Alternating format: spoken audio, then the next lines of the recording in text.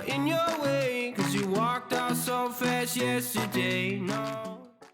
Okay, day 4, or should I say halfway through day 4.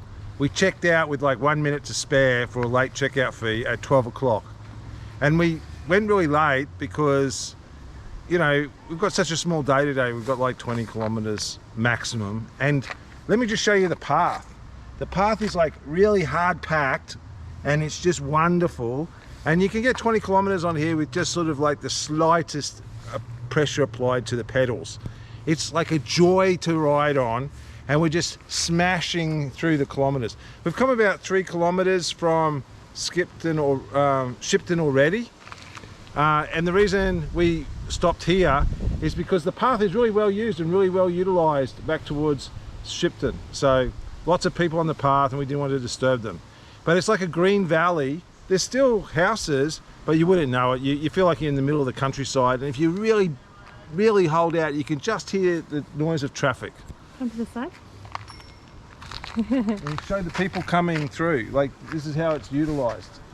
Families out having lovely rides together. There's a dog swimming in the creek just behind us with the family, and there's some bush trails across the road. Yeah. So it's a really great resource. I wish we had things like this in Australia.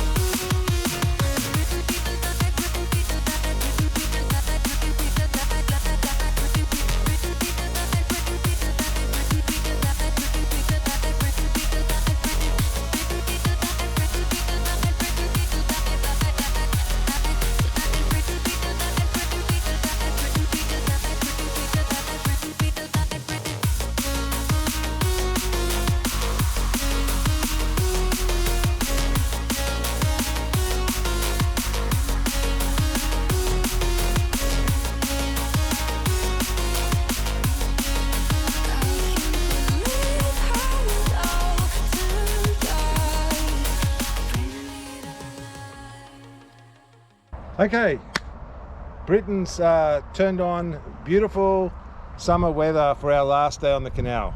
As you can see, it's drizzle. It's not rain, it's not sheets, it's drizzle. But constant drizzle, so it's lovely to ride through, and it gives a certain patina to the entire landscape.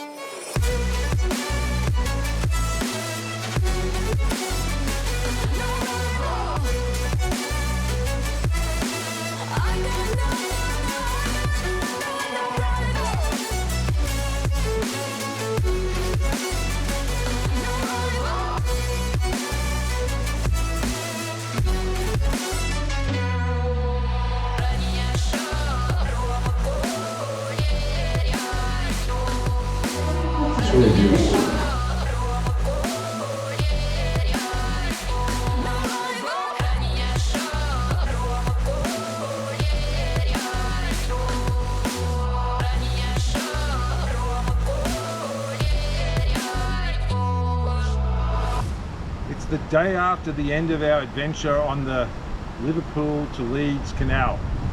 I'm here with our 2 trusty steeds, but no panniers. They're back at the hotel. Yesterday it was coming down cats and dogs. It was literally cats and dogs falling from the air. And so we've come in the next day to show you where the Liverpool and Leeds Canal meets the river. Aire, I think the River Aire. Anyway, it was a great ride, and I think, you know, there was a guy who did it in one day. He did it, rode it in one day. I really think that would be a shame, because you would, while it's an impressive feat, you would miss out on all the beauty around you, and you wouldn't be able to do any exploring. So I would suggest it's a 3-day ride, 3 full days, and that gives you time for adventures and for explorations on the side, and to stay in some really nice accommodation on the way through. And chatting with the locals too. Yeah, and chatting with the locals.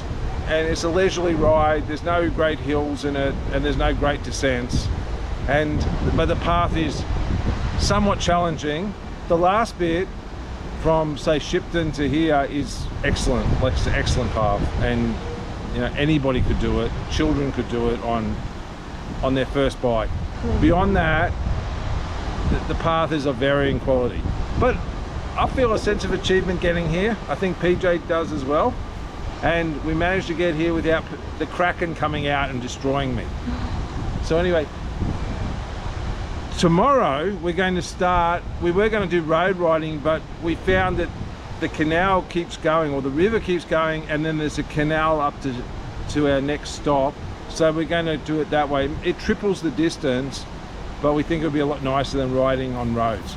So anyway, stay tuned for the next adventure. And now you know it.